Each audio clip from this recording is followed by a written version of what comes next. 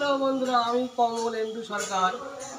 খুব ভোরে উঠে মাঠে গিয়েছিলাম, মাঠের কাজ সেরে বাড়ি চলে এসেছি। আবার যাব রানাঘাট হসপিটাল।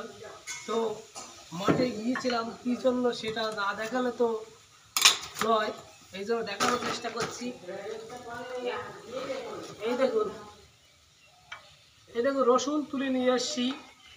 সারা বছর রসুনের দাম 400 টাকা 500 টাকা কিলো থাকে, তাই যথারীতি রসুনের চাষ করেছিলাম যাতে সারা বছর আর রসুন না কিনতে হয়। তো যথারীতি সেই রসুন তুলে নিয়ে এসছি।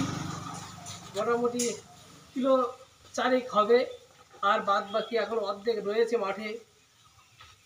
পরবর্তীতে সুযোগ পেলে আবার তোলা হবে। তো আপনাদের উদ্দেশ্যে বলছি, আপনারা রসুনের ব্যাপক দাম থাকে, ভাবছেন যে এত রসুনের দাম এত অধিক, তো দাদার বাড়িতে চলে আসুন।